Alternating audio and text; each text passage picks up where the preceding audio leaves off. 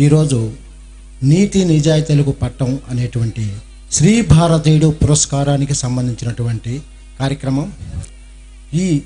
ఈ శ్రీ భారతీయుడు అనే పురస్కారం ప్రతిరోజు మనం ప్రముఖులకు నీతి నిజాయితీలకు మాత్రమే కట్టుబడ్డ వాళ్ళకి ఇస్తున్నాము. ఈరోజు కార్యక్రమానికి సభాధ్యక్షులుగా శ్రీ వెల్విషర్ శంకర్, ప్రముఖ వ్యక్తిత్వ వికాస నిపుణులు మరియు సైకాలజిస్టు వెల్విషర్ శంకర్ గారు దయచేసి స్టేజీ మీదకి రావాల్సిందిగా ఆహ్వానిస్తున్నాం. Okay sir.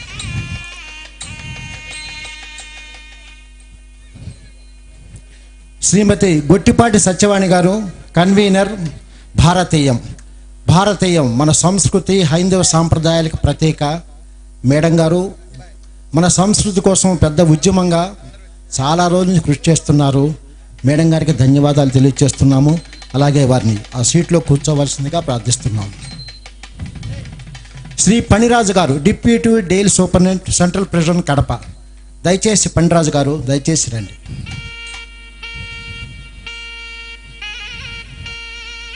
ఇక టి గోపీచంద్, యువ హీరో, మన ఒంగోలుకు సంబంధించినటువంటి కుర్రవాడు, మన టి కృష్ణ గారి అబ్బాయి. దయచేసి గోపీచంద్ని స్టేజీ మీదకి రావాల్సిందిగా కోరుచున్నాం.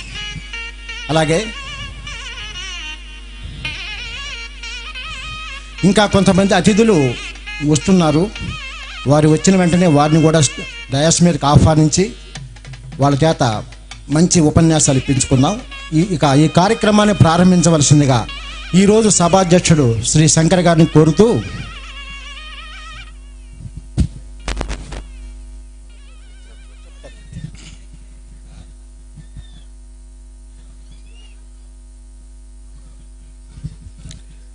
ఈనాటి కళార్చన సమావేశానికి విచ్చేసినటువంటి వేదిక మీద ఉన్న ప్రముఖులకు,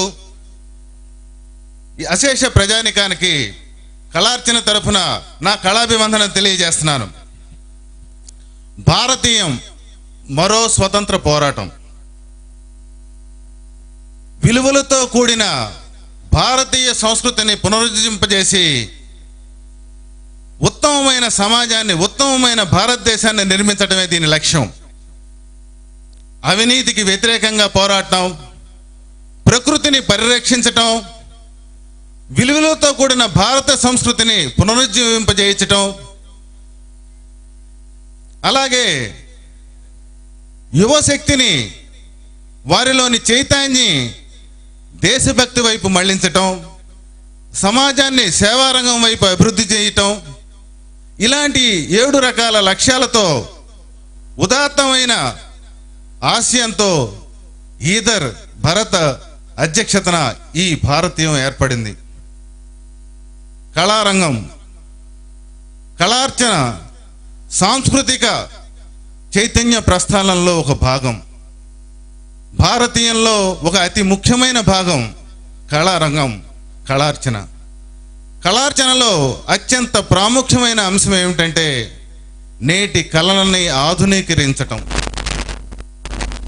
అందుకనే ఇంత భారీ సెట్టింగ్స్, భారీగా ఉన్నతమైన సాంకేతిక విలువలని కళారంగంలో చొప్పించి నేటి సమాజానికి అనుగుణంగా ఈ కళల్ని సమాజపరం చేసి ఒక ఉద్యమ రూపానికి తీసుకొని రావటమే కళార్చన యొక్క ముఖ్యమైన ఉద్దేశం.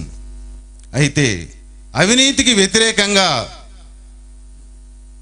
ఒక ఉద్యమ రూపం దాల్చడానికి ఈ కళార్చన యొక్క ముఖ్యమైన ఉద్దేశం సమాజంలో ఈ 7 రకాలమైన అంశాలని క్రోడీకరించి కళల రూపంలో ఈ సమాజాన్ని చైతన్యపరచడం అనేది అత్యంత ప్రాముఖ్యమైన అంశం.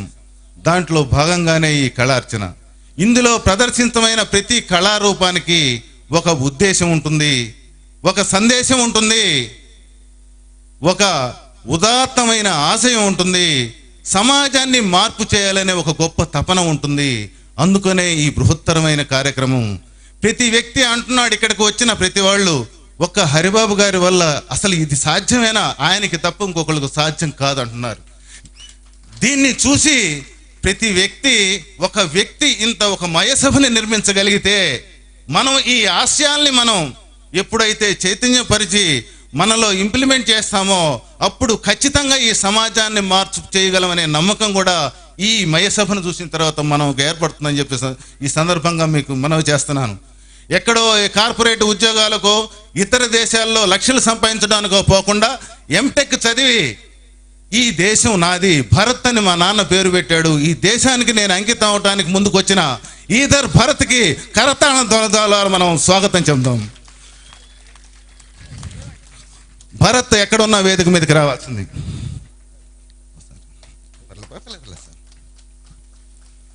డియర్ ఫ్రెండ్స్, మీకు ఒక చిన్న విన్నపం. చాలా కాలం క్రితం ఒక ముగ్గురు బాల్యమిత్రులు ఎంతో క్లోజ్గా ఉండేవాళ్ళు. ఒకరు ప్రభుత్వోద్యోగానికి పోయారు, మరొకళ్ళు కాంట్రాక్టర్ అయ్యారు, మరొకళ్ళు రాజకీయాల్లోకి ప్రవేశించారు. ఈ ప్రభుత్వోద్యోగి రిటైర్మెంట్ అవుతున్న సమయంలో ఆ రిటైర్మెంట్ ఫంక్షన్కి తన బాల్యమిత్రుని ఇద్దరిని కూడా పిలిచారు. సరే, రిటైర్మెంట్ ఫంక్షన్ అయిపోయింది. రిటైర్మెంట్ ఫంక్షన్ అయిపోయిన తర్వాత ఆ సభకు వచ్చినటువంటి తన బాల్యమిత్రుడైనటువంటి కాంట్రాక్టర్ని తన ఇంటికి తీసుకెళ్ళాడు. ఇంటికి తీసుకెళ్ళినప్పుడు అది నిజంగా లోపలికి ప్రవేశించేటప్పటికి అసలు అది ఇల్లులాగా లేదు, ఒక మహాసౌధంలాగా ఉంది. దాదాపు 30-40 రూములు ఉన్నాయి. ప్రతి రూములో అత్యాధునికమైన ఎక్విప్మెంటు, పార్క్ చేసి 3 రకాల కార్లు. లోపలికి పోతే ప్రతి రూముని చూపించాడు తన మిత్రుడికి. చూపించినంత ఒక రూమ్లోకి తీసుకెళ్తే అక్కడ చాలా పుస్తకాలు, చాలా కాగితాలు కట్టలు కట్టి ఒక బీరువాలో ఉన్నాయి. తన మిత్రుడిని అడిగాడు, ఏరా జాబ్ ఎట్లాగో అయిపోయింది, పదవి విరమణ చేసావు, తర్వాత ఏమన్నా లాయర్గా ఏమన్నా ప్రాక్టీస్ చేద్దాం అనుకుంటున్నావా, ఇవన్నీ ఈ రూమ్ నీకు దానికి పెట్టినట్టుందే అని అన్నాడు. ఈ కాగితాలన్నీ చూసి వెంటనే అన్నాడు, కాదు మిత్రమా, అవి మీరు మామూలు అనుకునే లాయర్ కాగితాలు కావు, అవి నేను ఉద్యోగంలో ఉన్నప్పుడు సంపాదించిన దస్తావేజులు రాయి అని అన్నాడు. వెంటనే నోరు తెచ్చాడు మిత్రుడు. ఏందా ఇది, ఎట్లా సాధ్యం ఇది అని అన్నాడు. వెంటనే తన మిత్రుడిని కారులో ఎక్కించుకొని ఊరవతలకి తీసుకెళ్ళాడు. తీసుకెళ్ళి ఊరవతల అక్కడ ఏం కనిపిస్తుందిరా నీకు అన్నాడు. 2 కొండలు కనిపిస్తున్నాయి అన్నాడు. ఆ మధ్యలో ఏం కనిపిస్తుందిరా, ఒక ప్రాజెక్ట్ కనిపిస్తున్నాయి అని అన్నాడు. అందులో సగం ఇందులో పడ్డాయిరా అన్నాడు, జోబులో పడ్డాయి. వెంటనే ఆ ఫంక్షన్ అయిపోయిన తర్వాత మిత్రుడి ఆస్తిపాస్తులను చూసి ఆశ్చర్యపోయాడు. నువ్వు ఒక్కసారి హైదరాబాద్ వచ్చినప్పుడు మా ఇంటికి రావాలిరా అన్నాడు. తప్పనిసరిగా వస్తాను రా అన్నాడు. కొన్నాళ్ళకి హైదరాబాద్ వెళ్ళాడు ఈ రిటైర్ అయిన ప్రభుత్వ ఉద్యోగి. ఆయన ఇంటికి పోవటంతో విశాలమైన ప్రాంగణం, మైసూర్ మహారాజా ప్యాలెస్ని తలపింపజేస్తూ ఉంది. చూస్తే వరుసపెట్టి కార్లు ఉన్నాయి. ఇంట్లోకి తీసుకెళ్ళాడు. టిఫిన్ చేద్దామంటే బంగారు ప్లేటు, తాగాలంటే బంగారు గ్లాసు, ఇలా ఎంతో ఉన్నతమైన అన్ని బంగారం. ఆఖరి కూర్చునే కుర్చీ కూడా బంగారం ఆఖరికి. ఆశ్చర్యపోయాడు. కిటికీలో చూస్తే 2 హెలికాప్టర్లు కనిపిస్తున్నాయి. ఏందా ఈ పరిస్థితి అనుకున్నాడు. అరే ఎట్లా సాధ్యమైందిరా నీకు అని అన్నాడు. వెంటనే లిఫ్ట్లో తన 10వ అంతస్తులోకి పైకి తీసుకెళ్ళి చెప్పాడు, ఒకసారి నీలాంటి అవినీతి ప్రభుత్వాధికారులు చాలా మంది ఇందులో ఉన్నారా అన్నాడు. అంతలోకి వాళ్ళ 3వ ఫ్రెండ్, వరుసగా ఫామ్ హౌసెస్ ఇవన్నీ కనిపిస్తున్నాయి, ఎక్కడ చూసినా బిల్డింగ్స్ కనిపిస్తున్నాయి, ఆ ఆకాశం నేల కనిపిస్తే మొత్తం మందేరా అని అన్నాడు. తీసుకెళ్ళి వీళ్ళిద్దరికి నోట మాట్లాడాల, వీళ్ళ ఆస్తులు వాడి ముందు ఏం పనికి రావట్లా. ఒక పెద్ద భవంతిలోకి తీసుకెళ్ళిపోయిన తర్వాత చెప్పాడు, ఏందిరా అసలు ఏం మాట్లాడట్లేదు ఏందిరా అంటే, మేమే అనుకుంటే మమ్మల్ని మించిపోయావు కదట్రా నువ్వు, ఎట్లా చేసావురా ఇవన్నీ అని అన్నాడు. అక్కడ దూరంలో ఏం కనిపిస్తున్నారా మీకు అన్నాడు. 2 కొండలు కనిపిస్తున్నాయి అన్నాడు. దాని మధ్యలో ఏముందిరా అన్నాడు. ఏం లేదా, ఏం కనిపించట్లేదు సార్ అన్నాడు. ఒరే అక్కడ ఒక ప్రాజెక్ట్ ఉండాలిరా, అది మొత్తం దీంట్లో పడిందిరా అన్నాడు. డియర్ ఫ్రెండ్స్, ఇలాంటి పరిస్థితుల్లో ఉన్న ఈ సమాజంలో నీతి నిజాయితీలు కలిగిన వ్యక్తిని ఎంపిక చేయటం అనేది సాహసం అనే చెప్పాలి. భారతీయంలో అత్యంత ప్రాముఖ్యత కలిగిన అంశం ఏంటంటే అవినీతికి వ్యతిరేకం, విలువలతో కూడిన భారతీయ సంస్కృతితో కూడిన దేశాన్ని నిర్మించాలి. డియర్ ఫ్రెండ్స్, కేవలం అవినీతితో పోరాడితేనే సరిపోదు. నీతికి గుర్తించాలి, నీతిని గౌరవించాలి, నీతికి పట్టం కట్టాలి. అవినీతికి చీకటిని గురించి తిట్టుకోవటం, చీకటితోటి పోరాటమే కాదు. ఇది ఒక పాజిటివ్ ఆస్పెక్ట్లో చిన్న దీపాన్ని మనం తీసుకొచ్చినట్లయితే ఖచ్చితంగా మనం మంచి సమాజాన్ని నిర్మిస్తాం. ఆ సందర్భంగానే డియర్ ఫ్రెండ్స్, అత్యంత అవినీతికి వ్యతిరేకంతో పాటు నీతిని గుర్తించటం, గౌరవించటం, సత్కరించటం, పురస్కరించటంలో భాగంగానే ఎంతో కొన్ని అంశాలతోటి ఇంచి పెంచి మన శంషేర్ అహ్మద్ గారిని కళార్చన ఎంపిక చేసినందుకు ఒక్కసారి కళతాళ ధ్వనుల ద్వారా మీరు. డియర్ ఫ్రెండ్స్, ఈనాటి ఈ సమావేశానికి విచ్చేసినటువంటి భారతీయం కన్వీనర్ అయినటువంటి సత్యవాణి గారిని తన సందేశాన్ని అందించవలసిందిగా కోరుతున్నాను.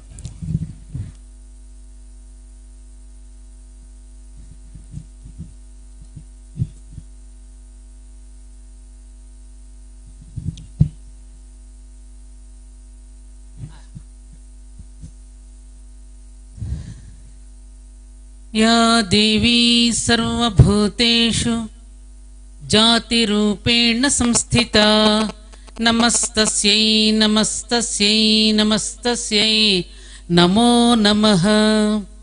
श्रीचक्राङ्कितविश्वदिव्यनगरी सिंहासनाध्यासिनीम् अङ्केलालितरामकृष्णचरितां बौद्धजनैर्मण्डिताम् आचार्यप्रवरैश्च नानक दयानन्दाधिभिर्नन्दितां वन्दे भारतमातरं वन्दे भारतमातरं सुरवरां वात्सल्यपूर्णान्धरां। मातापितृगुरुभ्यो नमः। सर्वेभ्यो महाजनेभ्यो नमः। ఈనాటి కళార్చన కార్యక్రమంలో, భారతీయం కార్యక్రమంలో ఈనాటి కార్యక్రమానికి అధ్యక్షత వహించినటువంటి వెల్ విషర్ శంకర్ గారికి, అలాగే శ్రీ పణిరాజు గారికి, ఆ తర్వాత అశేష యువతి యువకులను ఆకట్టుకుంటున్నటువంటి నవ యువకుడు సినీ హీరో శ్రీ గోపీచంద్ గారికి, అలాగే భరతుడు పరిపాలించిన దేశం కాబట్టి భారతదేశం అని మనం చెప్పుకుంటూ ఉంటాం. నిజానికి భరతుడు పరిపాలించిన దేశం కాదు, భారతీనామ సంవత్సరంగా, ఎందుకంటే ప్రపంచ దేశాలకు జ్ఞానాన్ని అందించినటువంటి దేశం కాబట్టి, భారతి అనేది సరస్వతీ నామం కాబట్టి, అటువంటి భారతీనామ సంవత్సరంగా భారతదేశంగా విరాజిల్లుతున్న మన దేశానికి మళ్ళీ మరో స్వతంత్ర ఉద్యమాన్ని ప్రారంభం చేయాలనేటటువంటి ఆనాటి భరతుడును మళ్ళీ నాకు గుర్తు చేస్తూ ఉన్నట్టు నవ యువకుడు మా చిరంజీవి భరత్కి, ఆర్ష ధర్మోపాసకులకి, ఈ దేశ ప్రేమికులకి, దేశభక్తులకు, భారత పౌరులకు అందరికీ ఈ ఆంగ్ల నూతన సంవత్సర శుభాకాంక్షలతో పాటు రేపు రాబోయే తెలుగు నూతన సంవత్సర శుభాకాంక్షల్ని తెలియచేసుకుంటూ, ఈరోజు నాకు చాలా చాలా చాలా ఆనందంగా, అనుభూతిప్రదంగా ఉంది. ప్రాంగణంలోకి రాగానే మన భారతీయతను, ముఖ్యంగా నాకు ఆ వ్యవసాయ క్షేత్రంలో ఏర్పాటు చేసినది కానీ, అలాగే పుస్తకశాలలో ఏర్పాటు చేసినవి, హస్తకళలు, అనేక రకాల స్టాల్స్ను ప్రారంభం చేస్తున్నప్పుడు మన భారతీయత ఏమిటో, మన భారతీయతలో ఉన్న ఔన్నత్యం ఏమిటో దానిని ప్రదర్శిస్తూ చేసినటువంటి ప్రతి ఒక్కరికి కూడా ఈ వేదిక మీద నుంచి నేను అభినందనలు తెలియజేసుకుంటున్నాను. ఈనాడు మరో స్వాతంత్ర ఉద్యమాన్ని ప్రారంభించవలసినటువంటిది ఏనాటి నుంచో మనందరి హృదయాల్లో ఉంది. Operation success but baby died అన్నట్టుగా స్వాతంత్రం తెచ్చుకున్నాం. కానీ ఏ పరమోద్దేశంతో అయితే స్వాతంత్రం మనం తెచ్చుకున్నామో అది నీరు కారిపోయింది అనేటటువంటి విషయం మనందరికీ తెలుసు. విజ్ఞులైనటువంటి వాళ్ళు, ఆనాడు స్వాతంత్ర ఉద్యమంలో పాల్గొన్నటువంటి ఫ్రీడమ్ ఫైటర్స్ ఎవరైతే ఉన్నారో ఆ కాంటెంపరీసు ఇప్పటికీ అరుగుల మీద కూర్చుని చర్చించుకుంటున్నటువంటి విషయాలు మనందరికీ తెలుసు. ఏ స్థితిలో ఉండవలసినటువంటి దేశాన్ని ఏ స్థితిలో తెచ్చుకున్నాం. ఒక రకంగా బ్రిటిష్ వాళ్లే నయమేమో అనిపించేటట్టుగా ఈ రోజున మన దేశాన్ని ఎటువైపుకు తీసుకువెళుతున్నామో మనందరం బాధపడుతున్నటువంటి విషయమే. స్వాతంత్రం మన గడ్డకు వచ్చింది కానీ ఇంకా మనకు రాలేదు అనేటటువంటి విషయాన్ని ఈనాడు అర్థం చేసుకుంటున్నాం. అందుకే మహాత్మా గాంధీ స్వాతంత్రం వచ్చిన తర్వాత ఇప్పటికీ మీరు వార్ధా ఆశ్రమానికి వెళితే అక్కడ 7 సూత్రాలు కనపడతాయి. రేపు తర్వాత నా జాతి ఎటువంటి అవలక్షణాలకి గురవుతుందో ముందుగానే ఊహించి చెప్పారు ఆయన. 1 సిద్ధాంతాలు లేని రాజకీయాలు, 2 శీలం లేని విద్య, 3 నీతి లేని వ్యాపారం, 4 ధర్మాధర్మ విచక్షణ లేని వినోదం, 5 కష్టపడకుండా సంపాదించాలనుకోవడం, 6 మానవత్వం లేని శాస్త్రీయ విజ్ఞానం, 7 సమర్పణ లేని పూజ. ఈ 7 భారతీయులకు పట్టబోతున్నటువంటి అవలక్షణాలు అని మహాత్మా గాంధీ ఆనాడే చెప్పారు.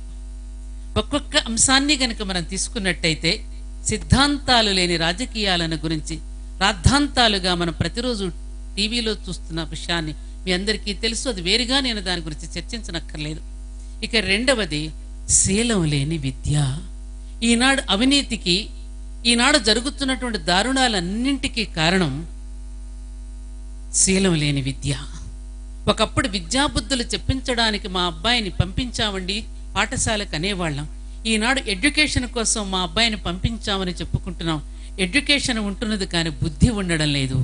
విజ్ఞానం పెరుగుతోంది కానీ వివేకం తరిగిపోతోంది.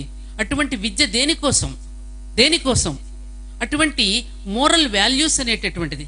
Buildings everywhere but character building nowhere. Gossip everywhere but gospel hearing nowhere.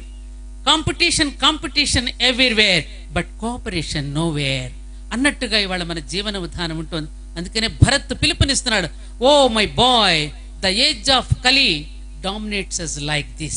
Please aware of it, arrange it according to the God, then only I am glad అన్నట్టుగా ఈ రోజున భరత్ అందరికీ పిలుపునిస్తున్నాడు. అలా శీలం లేని విద్య ఇవాళ ఎక్కడ చూసినాదే. నేను అందుకే అంటున్నాను, అసలు ఎందుకు కళాశాలలు ఎందుకు పెడుతున్నారు, పాఠశాలలు ఎందుకు పెడుతున్నారు? మూసేయండి. ఇప్పుడే చూశాను అక్కడ పెద్ద బాల శిక్ష గ్రంథాన్ని. ఆ పెద్ద బాల శిక్ష గ్రంథాన్ని వేమన దాశరథి శతకాలను చదువుకున్నప్పుడు జాతి ఇంతగా చెడిపోలేదు. ఆ పుస్తకాలను ఎప్పుడైతే అటకలకు ఎక్కించేశామో, ఈ మమ్మీ డాడీ చదువులతో పిల్లలు ఆనందంగా ఏదో రైమ్స్ చెప్తూ ఉంటే ఆనందపడిపోతున్నామో తల్లిదండ్రులవి, అప్పుడు కేవలం ఉపాధి కోసం డబ్బు, ఉపాధి కోసం సంపాదించుకోవడం అనే విధానాన్ని ఎప్పుడైతే మనం అమలుపరుచుకున్నామో, నీతి అనే దాన్ని ఒక బూతుమాటగా మనం ఇవాళ చూస్తున్నాం. అదేమంటే పెద్దవాళ్ళైనటువంటి వాళ్ళు, విజ్ఞులైనటువంటి వాళ్ళు, ఇది అంతర్యామిగా అయిపోయిందండి, ఆమ్ని ప్రెజెంట్ అయిపోయింది, ఇది సహజమేనండి అనేటటువంటి కాంప్రమైజ్ అయిపోయి తప్పులను కూడా క్రమబద్ధీకరించుకునేటటువంటి పరిస్థితికి ఈరోజు వచ్చింది. కాబట్టి ఆత్మీయ భారత పౌరులారా, శీలం లేని విద్య, ధర్మాధర్మ విచక్షణ లేని వినోదం. మా గోపిచంద్ ఇక్కడే ఉన్నాడు. సినిమాలు మనం చూస్తున్నాం. తెలుగు సినిమా అనగానే ఫస్ట్ హాఫ్ అంతా ముద్దులు, సెకండ్ హాఫ్ అంతా గుద్దులు, ముద్దులు ప్లస్ గుద్దులు ఈజ్ = తెలుగు సినిమా. సారీ నాన్న. ఒకప్పుడు ఒక సినిమా మనం చూసాము అంటే ఆ సినిమాను సంవత్సరం పాటు గుర్తుపెట్టుకుని దానిలో ఉన్నటువంటి నీతిని తీసుకుని మన జీవితాలకు అన్వయించుకుని, ఒక తోటికోడళ్ళు సినిమా చూసినా, ఒక పండంటి కాపురం సినిమా చూసినా, ఒక అల్లూరి సీతారామరాజు సినిమా తీసినా దానిని సంవత్సరాల పాటు గుర్తుపెట్టుకుని దాని నుంచి ఒక ప్రేరణను పొంది ఒక సందేశాన్ని తీసుకునేవాళ్ళం.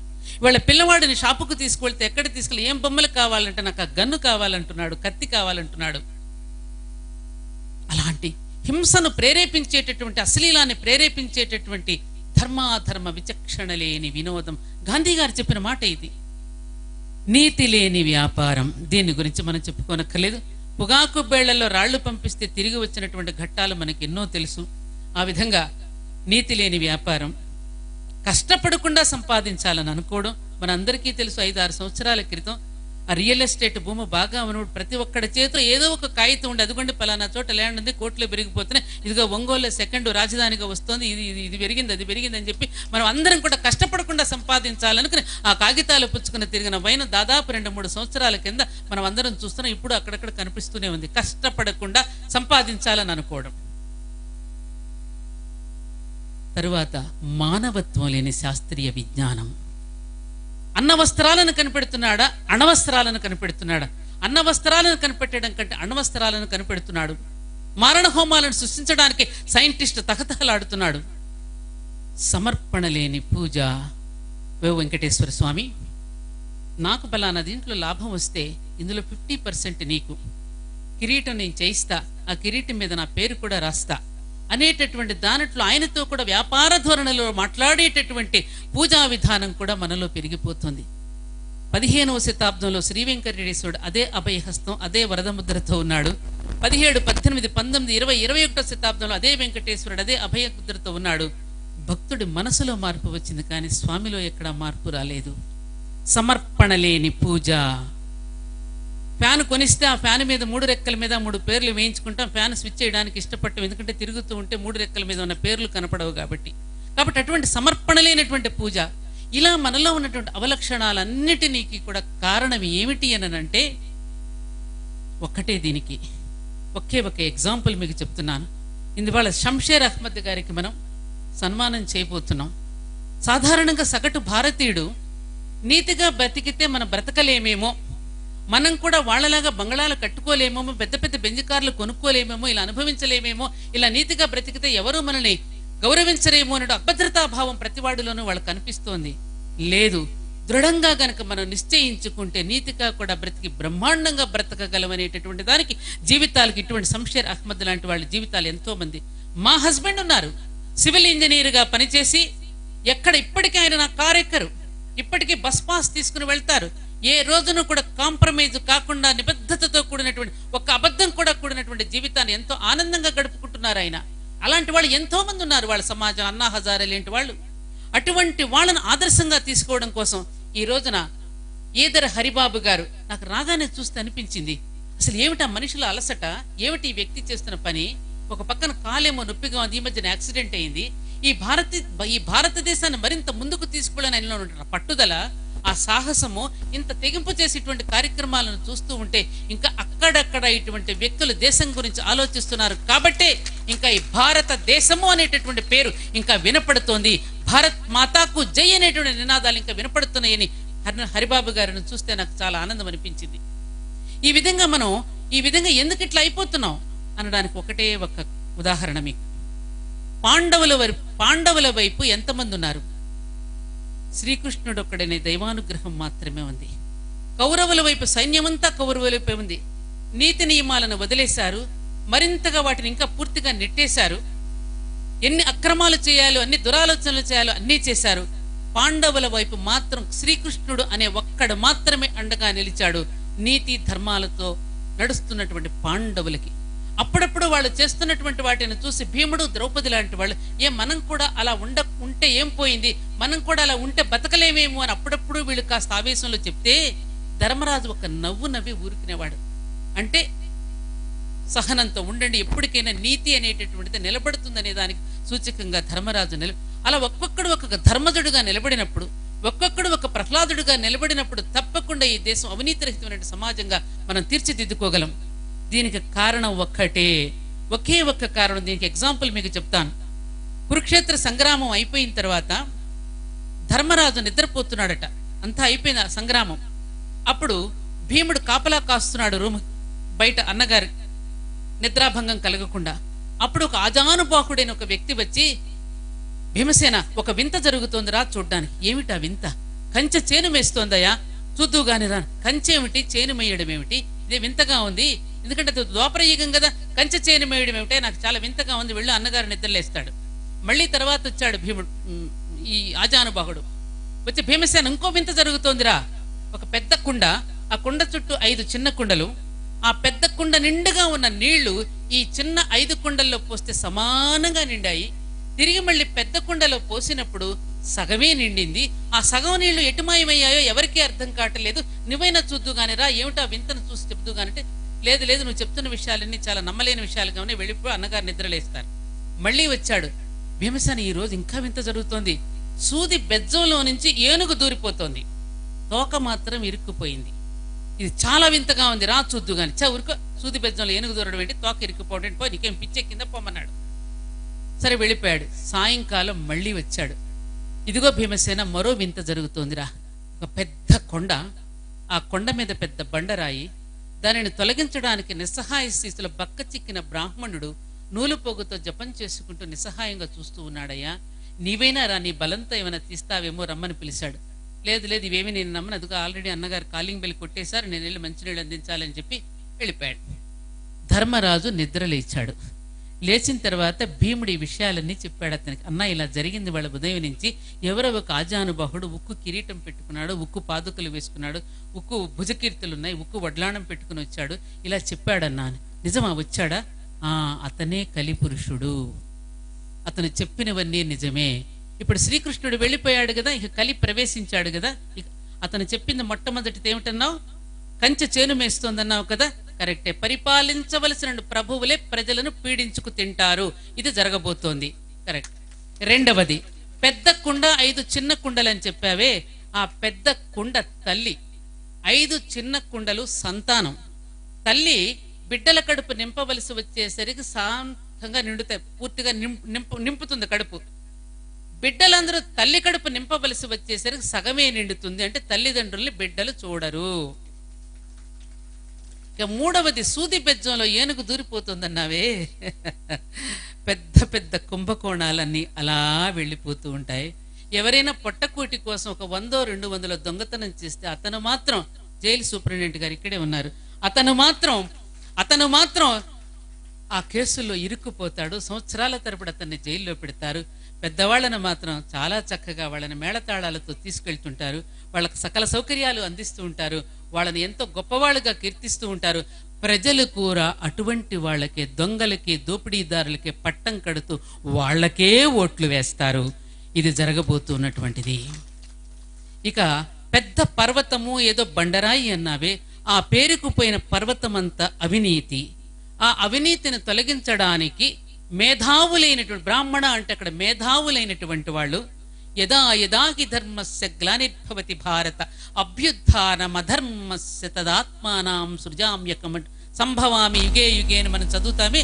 అలా ఎప్పుడు దిగి వస్తావా అని వాటి అవినీతిని కదిలించలేక, దానిని తొలగించలేక, ప్రజలను ఎడ్యుకేట్ చేయలేక, ఏదో పేపర్లో కాస్త విశ్లేషణలు రాస్తూ ఉంటారు. చూడండి, మన ప్రతిరోజు ఈనాడు కానీ జ్యోతి కానీ చూస్తూ ఉంటే అనేక రకాల అంశాల మీద పాపం విశ్లేషణలు మాత్రమే రాస్తున్నారు. కులదీప్ నయ్యర్ గారు కానీ, హనుమాన్ చౌదరి గారు కానీ, పలానా వాళ్ళందరూ విశ్లేషణ మాత్రమే రాస్తున్నారు, మేధావులు. కానీ అవినీతిని తొలగించలేకపోతున్నారు. అటువంటి తొలగించలేనటువంటి సహాయ స్థితిలో ఉన్నటువంటిదని అవినీతి, పెరిగిపోయిన పర్వతం అది. అవన్నీ కూడా రేపు జరగబోతున్నాయి అని చెప్పి ధర్మరాజు భీముడికి చెప్పాడు. ఆ వచ్చినవాడు ఎవరో కాదు, కలిపురుషుడు. అతడిలో ఉన్న అవలక్షణాలన్నీ జాతికి అంటించబోతున్నాడు. అతనిలో ఉన్న అవలక్షణాలు ఇతరులను మోసగించడం, సంపాదనలను దాచుకోవడం, సంపదలను దోచుకోవడం, చీటికి మాటికి పొట్లాడుకోవడం, ఆయన దానికి కాని దానికి పొట్లాడుకోవడం, మనసులో ఒకటి పెట్టుకుని పైకి మరోలా మాట్లాడడం, ఇతరులను మోసగించడం, బలహీనులమై దౌర్జన్యం చేయడం, సాంప్రదాయాలను వదులుకోవడం, ఇవన్నీ అవలక్షణాలే.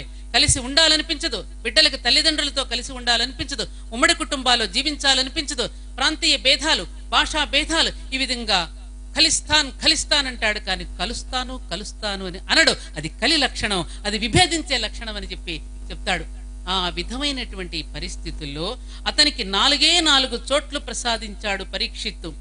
ఎక్కడ ప్రాణివధ జరుగుతుందో నువ్వు అక్కడ ఉండు, ఎక్కడ మద్యం సేవిస్తారో నువ్వు అక్కడ ఉండు, ఎక్కడ వ్యభిచారం జరుగుతుందో అక్కడ ఉండు, ఎక్కడ లంచగొండితనం జరుగుతుందో నువ్వు అక్కడ ఉండు అని చెప్తే, ఆ 4 చోట్లలోనూ కలిపురుషుడు ఉంటే, మరి ప్రభుత్వమే కావాలని సారాయి దుకాణాలు పెడుతోంది, ప్రభుత్వమే జాతీయ ప్రకటనలు ఇస్తోంది, కండోమ్స్ని, పులిరాజాకు ఎయిడ్స్ వస్తుందా అని ప్రకటిస్తోంది, కానీ దాంట్లో తప్పు చేయండి కానీ సురక్షితంగా చేయండి అని చెప్పింది. కానీ ఏకపత్ని వ్రతం అనే ఒక సత్యవ్రతం అనేది ఉంది మన భారతదేశంలోని చెప్పలేకపోయిందే.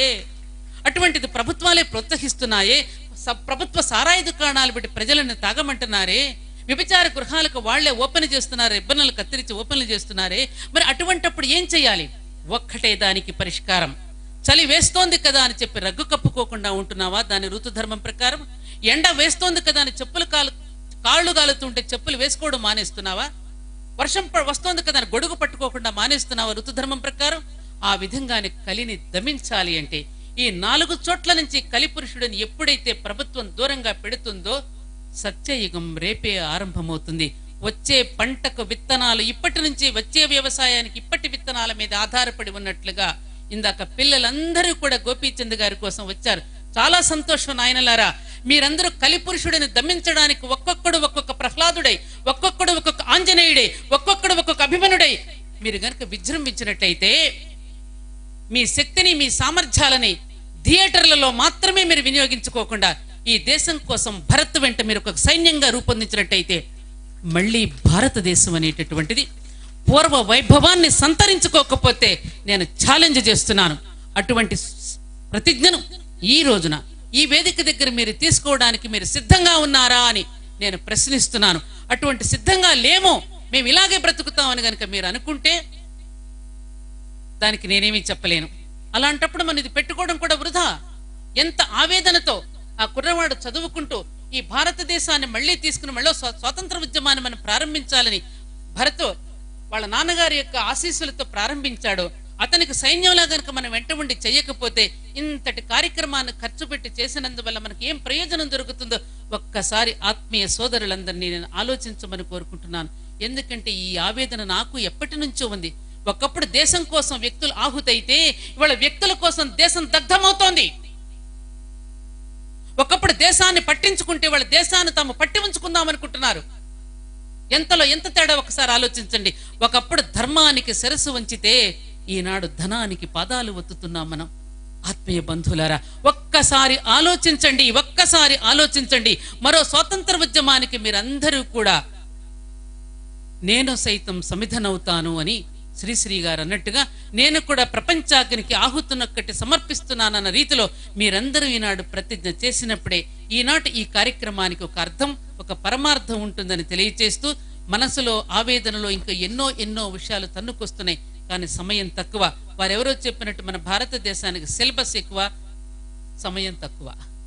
కాబట్టి నన్ను క్షమించమని కోరుకుంటూ, వారు ఒక పక్కన అధ్యక్షుల వారు నాకు చెబుతూ ఉన్నప్పటికీ కూడా నాలో ఉన్నటువంటి ఆవేదన మీ ముందు ఆవిష్కరించినందుకు, ఎక్కువ సమయం తీసుకున్నందుకు క్షమించమని కోరుకుంటూ, ఇక నుండి మా గోపీచంద్ గారి కూడా ఈ స్వతంత్ర ఉద్యమంలో పాల్గొనడానికి నిజమైనటువంటి స్వాతంత్ర హీరోస్గా తయారు కావాలని శతమానం భవతి చిరంజీవ సుఖీభవ విజయీభవ అంటూ గోపీచంద్ని, నా చిరంజీవి భరత్ను కూడా నేను ఆశీర్వదిస్తూ సెలవు తీసుకుంటున్నాను. జై భారత్, జై భారత్, జై జై భారత్. చెప్పండి, జై భారత్, జై భారత్, జై Bharat. Thank you. Thank you madam గారు. విలువలతో కూడిన జీవితం ఎలా ఉంటుందో మీ ఉపన్యాసం విన్న ద్వారా చైతన్యపరిచినందుకు కృతజ్ఞతలు తెలియజేస్తూ, ఇప్పుడు కడప జైలు సూపరింటెండెంట్ గారు అయినటువంటి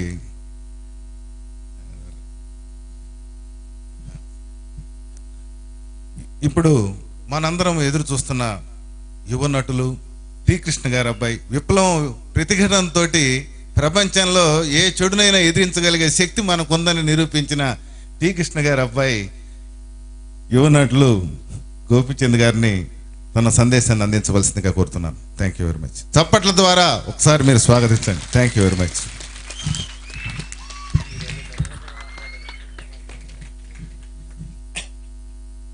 అందరికీ నమస్కారం. ఈదన హరిబాబు గారు నాకు దగ్గర చాలా రోజుల నుంచి తెలుసు, కానీ ఎక్కువ క్లోజ్గా ఎప్పుడు కలవలేదు. ది పాస్ట్ 12 years నుంచి ఆయన ఎన్టీఆర్ కళా పరిషత్ పేరు మీద చాలా పెద్ద ఎత్తున కళల్ని ఎంకరేజ్ చేస్తూ చాలా బాగా చేస్తున్నారు అన్నమాట.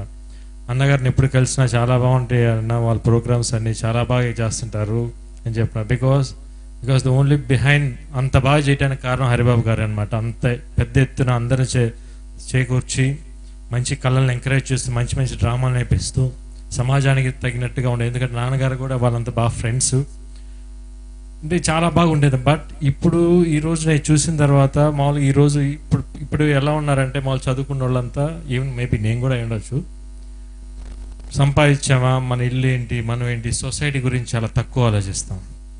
బట్ ఈ రోజుల్లో భరత్ అనే తను సొసైటీ గురించి ఆలోచించి ఒక ఇది క్రియేట్ చేసి దాన్ని ఎంకరేజెస్ పీపుల్ని, యూత్ని రమ్మనుకోవటం అనేది చాలా తక్కువ మంది ఆ ఇంటెన్షన్ ఉంటుంది. I'm very heartfully congrats, I'm with you. మీరందరూ కూడా తనతో పాటు ఇంకా బాగా ఎంకరేజ్ చేయాలని కోరుకుంటున్నాను. ఇందాక అన్నారు పెద్దవిడ సమాజానికి అన్నట్టు ఒక మెసేజ్ ఓరియంటెడ్ సినిమాలు చేయాలి, ఇప్పుడు కత్తులు ఎన్ని వస్తున్నాయి అని. కానీ మెసేజ్ ఓరియంటెడ్ సినిమాలు చేసే డైరెక్టర్స్ తక్కువ అయ్యారు. అట్ ది సేమ్ టైం ఆడియన్స్లో కూడా చేంజ్ వచ్చింది. బట్ అట్లాంటి సినిమాలు చేయాలని నేను అనుకుంటున్నాను, కానీ నాకు రైట్ స్టోరీ దొరకట్లేదు. డెఫినెట్గా వస్తే తప్పకుండా చేస్తాను. బికాస్ ఏ రోజైనా అట్లాంటి సినిమాలు వచ్చినప్పుడు ప్రతి ఒక్కరు చూస్తారు, ఎందుకంటే that is very close to our heart. డెఫినెట్గా భరత్ గురించి నాకు ఇందుకు పెద్ద పరిచయం లేదు, ఈరోజే ఫస్ట్ టైం కలవటం. బట్ ఒక మంచి కాజ్తో తను ముందుకు వచ్చాడు. నేను తనకు ఎప్పుడు సపోర్ట్గా ఉంటాను. అట్ ది సేమ్ టైం మీరందరూ కూడా సపోర్ట్గా ఉండండి. మనం అని కాకుండా మన అందరూ అని కలిసి తనతో పాటు ముందుకు వెళ్ళాలని కోరుకుంటున్నాను. Thank you miss.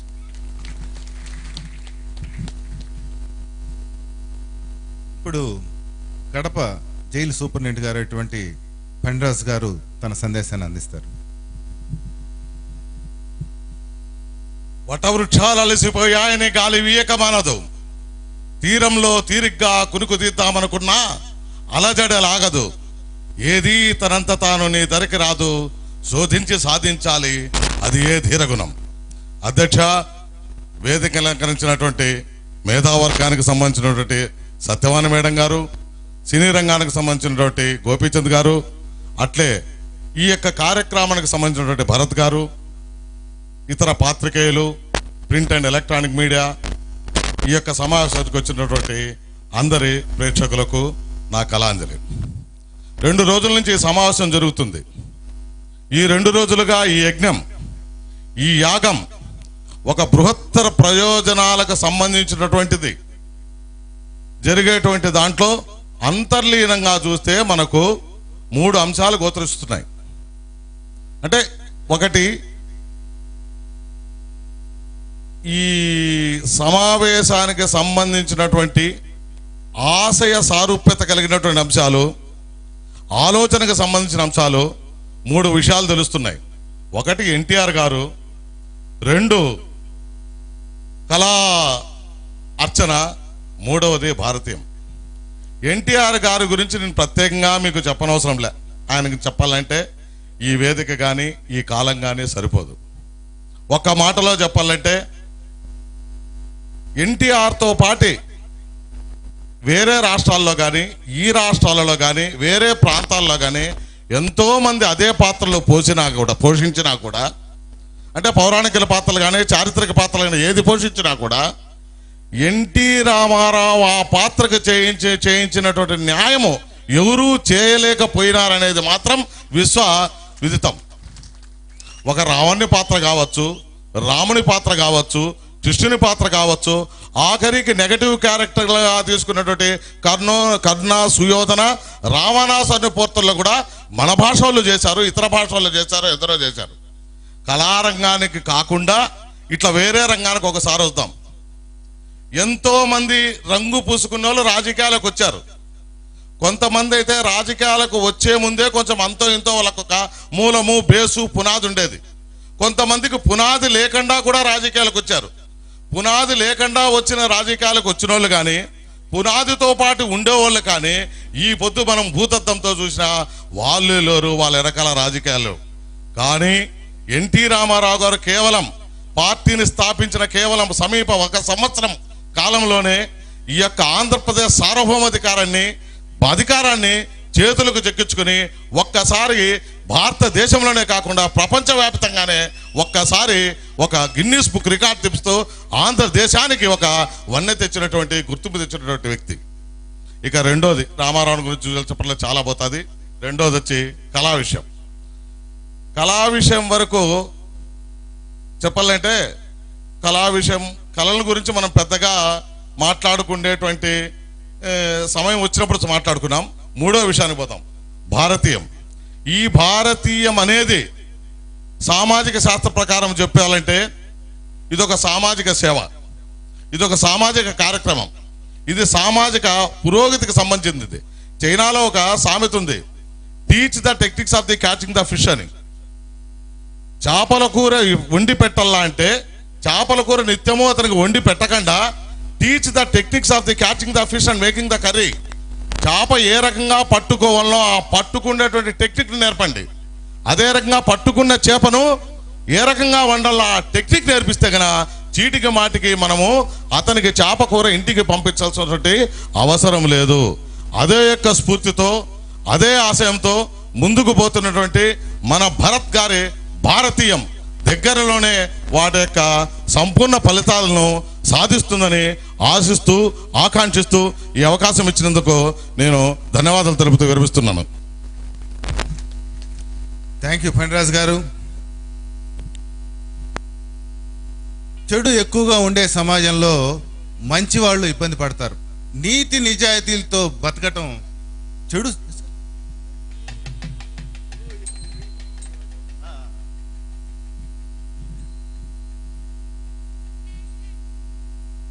అలాగే మంచిని సమాజాన్ని నిర్మించాలంటే మంచిని గుర్తించాలి,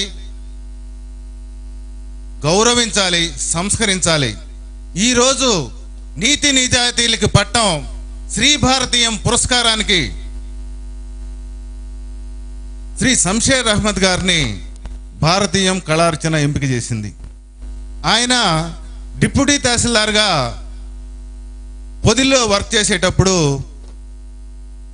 ఒక గ్రామంలో భూస్వాముల ఆక్రమణలో ఉండే భూముల్ని పేదలకి పంచడంతో ఆయన అందరికి వెలుగులోకి తీసుకొచ్చారు ఫస్ట్. ఎందుకంటే అది చాలా సాహసోపేతమైన చర్య. అక్కడ ఆ సాహసోపేతమైన చర్యతోటి డిప్యూటీ తహసీల్దార్ దగ్గర నుంచి తహసీల్దార్గా నాయుడుపేటలో పనిచేసేటప్పుడు జాక్పాట్ లారీలు అంటారు, అక్రమ రవాణాకు సంబంధించినవి, ముందు ఒక పైలట్ వెనక ఒక పైలట్ పోతుంటారు. అలాంటి బియ్యం అక్రమ రవాణాకు సంబంధించిన 6 లారీలను ఒకటేసారి ట్రైన్లో ఉండే అక్రమ బియ్యాన్ని మొత్తం సీజ్ చేసినప్పుడు ఆనాటి జిల్లా కలెక్టర్ రాజు గారు ఒకటే మాట అన్నారు ఒక సభలో, నెల్లూరు జిల్లా రెవెన్యూ శాలరీస్ అన్నిటికంటే ఆయన రికవరీ చేసిన సొమ్ము ఎక్కువగా ఉందని చెప్పి ఒకసారి. ఆ తర్వాత ఆయన అనంతపూర్ జిల్లాలో పనిచేస్తూ చింతతో నిశ్చింత చాలా, ఎందుకంటే ఈరోజు నీతి నిజాయితీలు అంటే అక్రమార్గ పాపడకుండా ఉండటం కాదు, ఇతరులకు సహాయం చేయకుండా ఉండటం కాదు, మంచి మార్గంలో ఉండటం మాత్రమే కాదు, తన శక్తియుక్తుల్ని సమాజానికి దారిపోయాలి.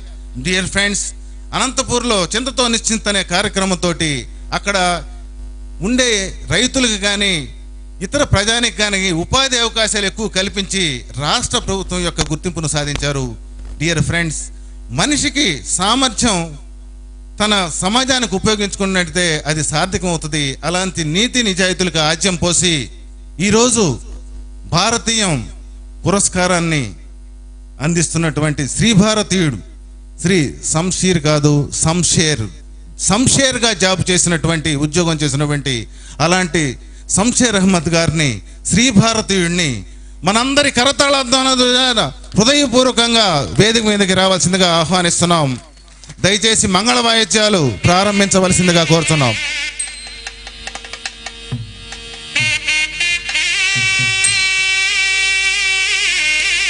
ఎన్టీఆర్ కళా పరిషత్ అధ్యక్షులు ఈదర్ హరిబాబు గారిని, ప్రజానాట్య మండలి గౌరవ అధ్యక్షులు నల్లూరు వెంకటేశ్వర్ల గారిని వారిని వేదిక మీదకి తీసుకొస్తున్నారు. ఫణిరాజ్ గారు, భరత్, గోపిచంద్ గారు, సత్యవాణి గారు హృదయపూర్వకంగా ఆహ్వాదిస్తూ ఈ ఆసనాన్ని అలంకరించవలసిందిగా కోరుతున్నాం.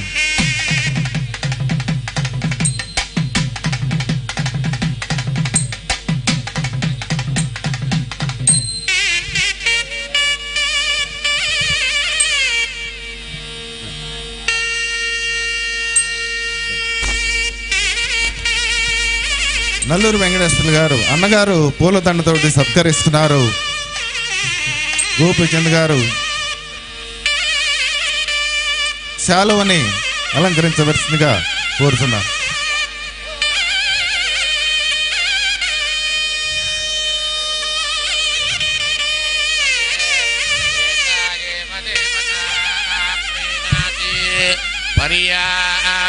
पर्याप्यानन्तरायाय सर्वस्तोमोतिरात्रमुत्तममहद्भवति सर्वस्याप्यै सर्वस्य नित्यै सर्वमेव तेनाप्नोति सर्वं जयति शतं जीव शरदो वर्धमान इत्यगमो भवति శతమితి శతం దీర్ఘమాయుః గణానాం త్వా గణపతిం హవామహే కవిం కవీనాముపమశ్రవస్తమౌ జ్యేష్ఠరాజం బ్రహ్మణాం బ్రహ్మణస్పదాన శృణ్వన్నోతిభిశ్రీ సహస్రశీరుషా పురుషः సహస్రాక్షः సహస్రపాద స భూమిం విశ్వతో వృత్వా అత్యతిష్ఠత్తుషాంగులౌ పురుష ఏవేదగుం సర్వౌ యద్భూతం యచ్చ భవ్యం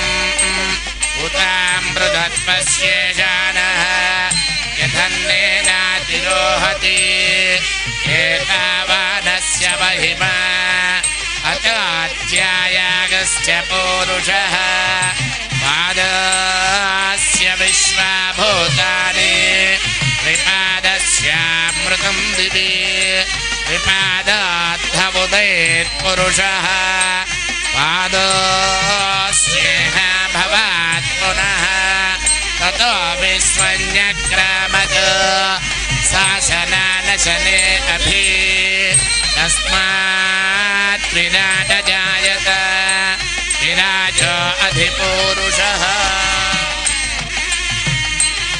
మంచితనం మతమైతే అదే భారతీయం, ఆశయం ఆచరణ అయితే అదే భారతీయం, కృషి పట్టుదల మార్గం అయితే అదే భారతీయం. ఇలా ఇలా ఎన్నో భారతీయాలు ఏకమై ఈశ్వర్ అల్లాను ఒకటి చేసి ఒక ప్రభుత్వ అధికారికి నడక నేర్పి కార్యదక్షత ఊపిరి చేసి సమాజానికి అందిస్తే ఆ భారతీయుడే మన షంషేర్ అహ్మద్.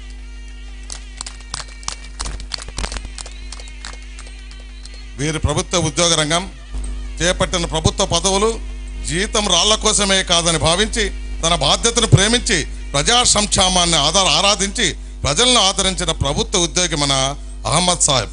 అడిషనల్ జాయింట్ కలెక్టర్గా పదవీ విరమణ చేసినా ఆయనలోని సేవాభావం ఇంకా రిటైర్ కాలేదు. ఆయన సీనియర్ సిటిజన్ కాదు, సిన్సియర్ సిటిజన్ అని రచయితగా ఆయన అందించిన అక్షర సంక్రాంతి, జల సంక్రాంతే సాక్ష్యాలు. అహ్మద్ సాబ్ అందుకే భారతీయం మీ నీతికి ఈ శ్రీ భారతీయుడితో కనకాభిషేకం చేస్తుంది. మీ నిజాయితీ సేవాభావాలకు అభినందన శాలువ అందిస్తుంది. మా భారతీయం వేసే ప్రతి అడుగులో మీ అడుగు కలవాలని ఆశిస్తూ ఇట్లు ఈ ఈదర భరత్ మరియు ఈదర హరిబాబు భారతీయం.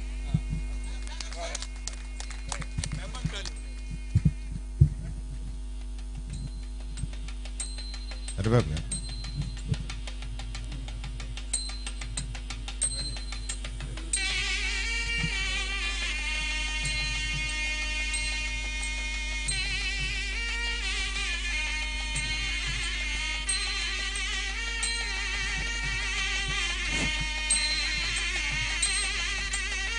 ఇప్పుడు సుపరిపాలన వేదిక సభ్యులు షంషేర్ అహ్మద్ గారిని సన్మానిస్తారు.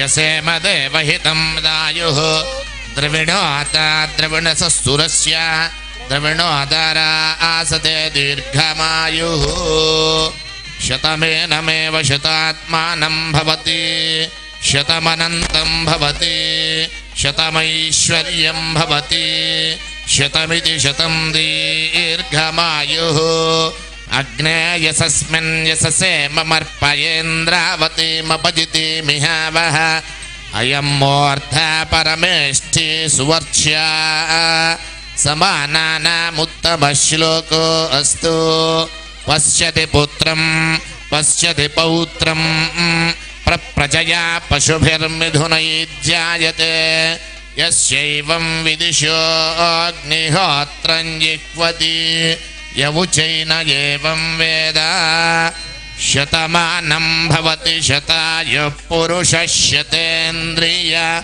ఆయుష్యేవేంద్రియే ప్రతిష్ఠతి.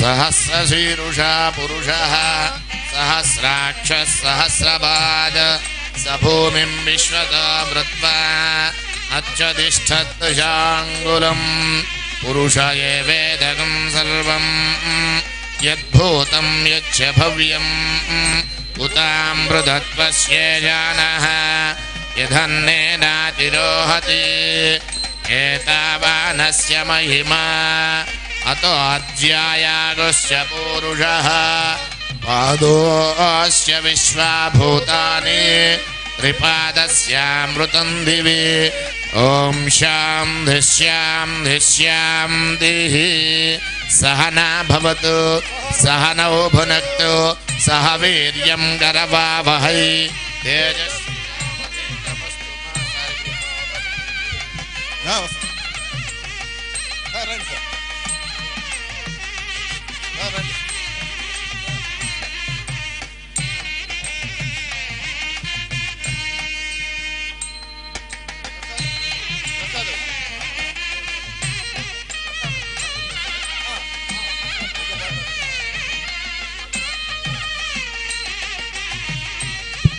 సార్ ఉంచండి. నీతి నిజాయితీలకు పట్టం శ్రీ భారతీయ పురస్కారాన్ని ఈరోజు అందరి అభిమానాలతోటి స్వీకరించిన శ్రీ శంషేర్ అహ్మద్ గారిని తన సందేశాన్ని ఇవ్వాల్సిందిగా కోరుతున్నాను.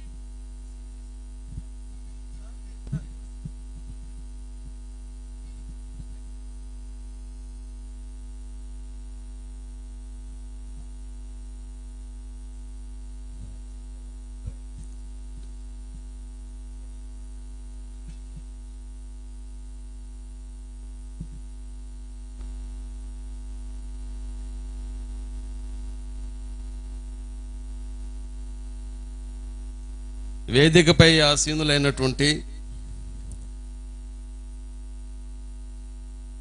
ఒక రకంగా నాకు సన్నిహితుడు, సోదర సన్నిహితుడు, అంతేవాసి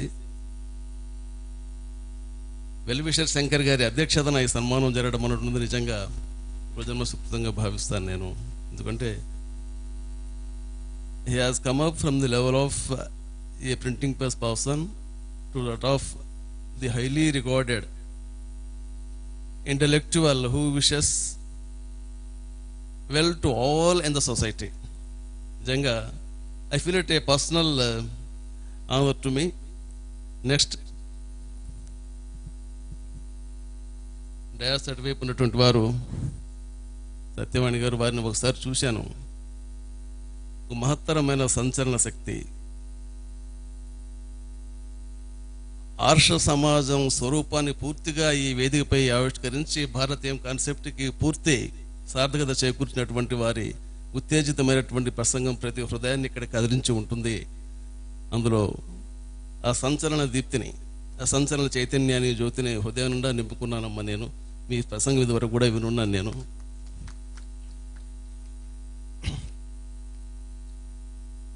అదేవిధంగా యువనటులు ప్రతిభామూర్తి అయినటువంటి టి కృష్ణ గారి కుమారులు గోపీచంద్ గారు, వారిని ఇదివరకు వేదిక మీద ఒకసారి వారి నాన్నగారి తాలూకు ఫంక్షన్ అప్పుడు వచ్చినప్పుడు చూసాం వారిని. Particularly I happy for the reason now he says mister Bharat I am with you. యువతరంగం ఉధృతమైనటువంటి మహోత్తరమైన తరంగంగా పైకెగిసినట్లయితే ప్రపంచానికి భారతదేశపు యువత ఈరోజు దశ రెండు నిర్దేశించేటటువంటి స్థాయిలో ఉన్నది. జనాభా రీత్యా కానివ్వండి, జ్ఞానరీత్యా కానివ్వండి, ప్రపంచం భారతదేశం వైపు చూస్తున్నది. ఇలాంటి వారందరూ ఏకంగా ఒక ప్రపంచంలాగా తయారై కదిలి ముందుకు సాగినట్లయితే తప్పనిసరిగా భవిత మనదే, ప్రపంచ భవిత కూడా ఒక దిక్సూచి దిశా మార్గం దిశానిర్దేశం చేసిన వాళ్ళం అవుతామని చెప్పేసి గోపిచంద్ గారికి సూచిస్తూ, తర్వాత నేను జమ్మలమడుగులో పనిచేశాను, కడపలో కూడా పనిచేశాను. పనిరాజు గారిని చూస్తే in my entire career, Jammalmadu Adios period is the best period, in spite of the fact that an effort has been made on my life, though not successful. దాని కారణాలు కూడా చెప్తాం తర్వాత. అటువంటి ప్రదేశం నుంచి వచ్చేటటువంటి ఏ వాణి అయినా కానీ సరే అద్భుతమైనటువంటి సంచలనమైనటువంటి స్వరం ఉంటుంది అందులో. కష్ట సహిష్ణుత, కష్టపడి పనిచేసే స్వభావం, సంపదను సృష్టించేటటువంటి స్వభావం, నీతి నిజాయితీ, స్వచ్ఛత, ఇవన్నీ కలగలిగినటువంటి సంస్కారం, సంస్కృతి ఉన్నటువంటి రాయలసీమ జిల్లాలో కడపది అగ్రస్థానం అండి. It is I'm telling it out of the heartfelt experience there as an RDO.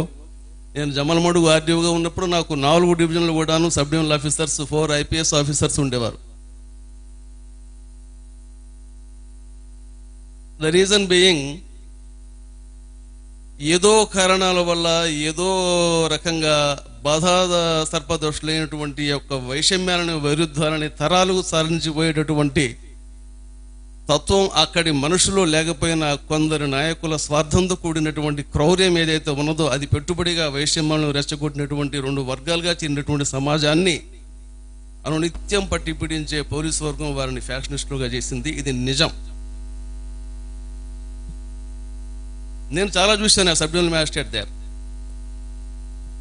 పండరాజు గారు సాహితీ పిపాసి, వారు ఇక్కడి నుంచి బదిలీపై వెళ్ళేటప్పుడే చెప్పారు, మళ్ళీ వస్తాను ఇక్కడికని. ఈరోజు వారిని వేదిక మీద చూడడం చాలా ముదావహంగా ఉంది.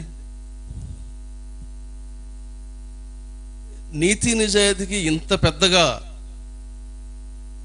సన్మానం, సత్కారం అన్నటువంటిది సభలో మనం చేసుకొని ఒక మాదిరిగా, మోడల్గా జనానికి చూపించవలసినటువంటి పరిస్థితి కల్పించినటువంటి వ్యవస్థ ఒక రకంగా మన విద్యా వ్యవస్థే. సిలబస్లో కానివ్వండి, ఉపాధ్యాయుల జీవన సరళిలో కానివ్వండి, పాఠశాల స్థాయిలో పాఠశాల యొక్క ప్రతిబింబాలు కానివ్వండి, నిజంగా జ్ఞానాన్ని, నిజాయితీని, నీతిని చెప్పగలిగినటువంటి స్థితిలో ఉంటే ప్రాథమిక దశలో విద్యార్థి అంటే శిశువు స్కూల్కి వస్తాడు, తర్వాత క్రమేపీ ఎదుగుతూ పోతాడు. 14-15 సంవత్సరాలకి ఇప్పుడు హై స్కూల్ నుంచి బయటకు వచ్చినప్పుడు ఏ మార్క్తో, ఏ మార్పుతో, ఏ ఇంప్రింట్తో వస్తాడో వాడు చెడిపోవడానికి ఎలాంటి ఆస్కారం ఉండదు. ప్రస్తుతం విద్యా వ్యవస్థ చెడిపోయింది కనుకే, మూలంలో వేరుకుళ్ళు వ్యాధి వచ్చింది కనుకే అన్ని అవలక్షణాలు వస్తున్నాయి. చిరంజీవి భరత్ను చూసినప్పుడు మొట్టమొదటిసారి, Bharat, I think we have met on that Lokpal వెల్ఫాస్ట్ కాలేజ్లో. ఏ డిఫరెంట్ పర్సన్, ఏదో చెయ్యాలని తపన, ఆర్తి. భరత్కు ఒకటే చెప్పాను నేను, భరత్, ఈ దేశంలో నిరక్షరాస్యత ఉంది, అజ్ఞానం ఉంది.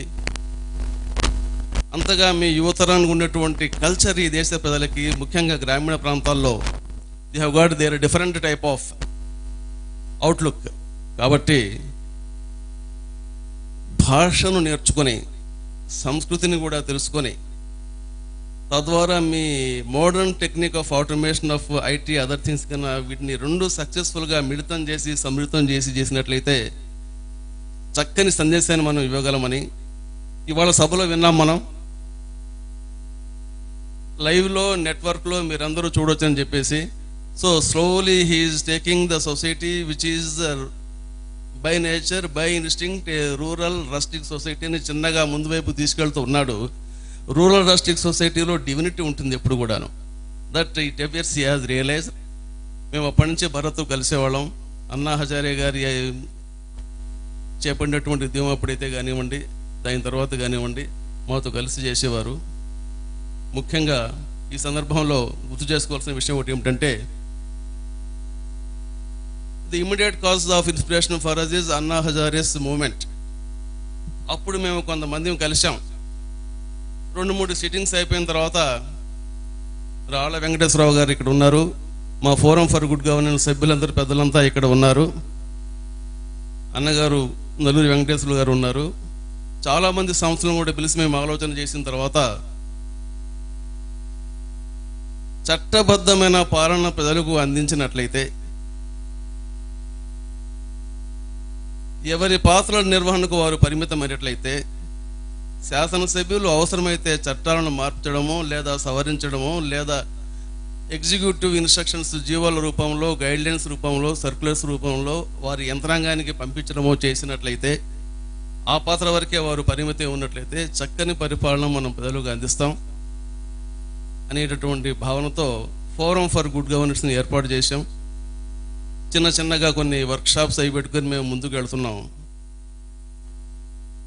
ఇక్కడ వ్యవస్థలో వచ్చిన చిక్కంతా ఏమిటంటే,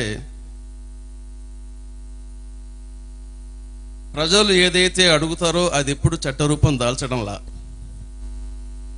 There may not be wrong, I think some of you may have to agree with me when I say that ప్రభుత్వం తనకి ఇష్టం వచ్చినటువంటి పాలసీని, విధానాన్ని చట్టం అనే చట్టంలో పెట్టేసి బలవంతంగా ప్రజల పైన రుద్దడం కూడా జరిగింది. మేడం చెప్పారు మద్య నిషేధం గురించి. ఇప్పుడు చివరికి మద్య నియంత్రణ.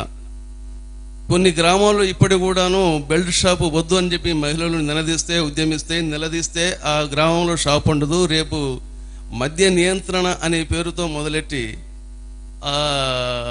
నిషేధం ఏదైతే మనం సాధించుకుంటున్నామో కొన్ని చైతన్యవంతమైనటువంటి గ్రామాల్లో, ఆ గ్రామాల్లో కూడా మద్యాన్ని ప్రజలు, ప్రభుత్వం కలిసి అమ్మి మళ్ళీ వ్యవస్థను నాశనం చేసే పరిస్థితి వస్తున్నది.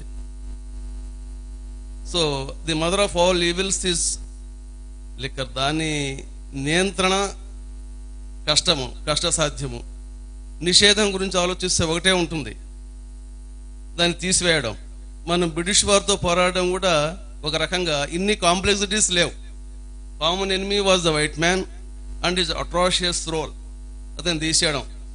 అట్లాగే భవిష్యత్తులో ఈ నియంత్రణ స్థానంలో నిషేధం వరకు కూడా ఉద్యమాన్ని తీసుకెళ్ళినట్లయితే సమాజం నుండి అవలక్షణాలు పోతాయి. విద్యా వ్యవస్థను ప్రక్షాళన చేస్తే నీతిగవంతమైన సమాజం వస్తుంది. అప్పుడు నేను ఒక్కడనే కాదు కానీ నాలాగా పనిచేసేటువంటి ఎంతో మందికి ఒక చక్కని స్ప్రింగ్ బోర్డ్ను మనం ఏర్పాటు చేసినట్టు అవుతాం సమాజంలో. And it will be difficult for you to select. ఇప్పుడు నీతి నిజాయితీగా మారుపేరు మూర్తి ఉపయోగించిన వ్యక్తుల్ని చాలామందిని సన్మానం చేయాల్సి వస్తుంది. మీరు let us wish that type of ఆ రోజు వస్తుందని మనం భావిస్తాం. ఎస్, సర్టన్లీ ఆ ఫాండ్ హోప్తో చేస్తున్నారు. మేము చేసినటువంటి డిప్యూటీ తహసీల్దార్ నుంచి అడిషనల్ జాయింట్ కలెక్టర్ వరకు నిర్భీతిగా, నిబద్ధతతో ఏమి జరుగుతుంది, కీడు జరుగుతుందా అనేటటువంటి ఆలోచన ఏమాత్రం లేకుండా ది పూరెస్ట్ ఆఫ్ ది పూర్ను దృష్టిలో పెట్టుకుని చేశాం. అసలు ఎంతటి సపోర్ట్ ఉండిందంటే ప్రజల నుంచి. పవర్ఫుల్ స్మగ్లర్ అటెంప్ట్ చేసి చేతగాక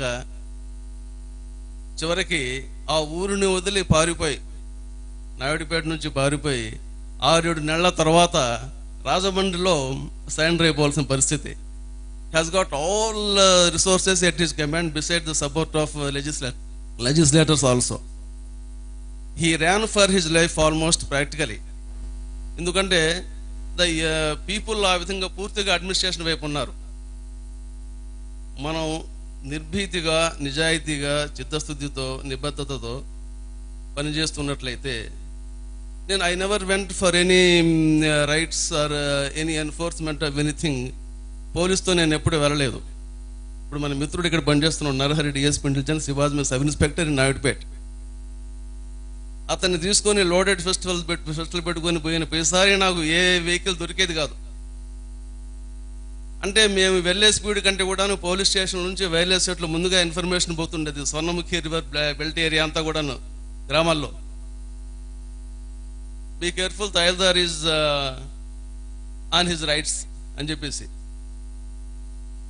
నాకు వచ్చిన సమాచారం అంతా కూడాను యూత్ నుంచి, ముఠా కార్మికుల దగ్గర నుంచి, మాజీ స్మగ్లర్ దగ్గర నుంచి వచ్చింది. ఆ విధంగానే ఒక రకంగా నాకైతే నేను ప్రాణం ఒడ్డి పనిచేశాను లేదా అత్యంత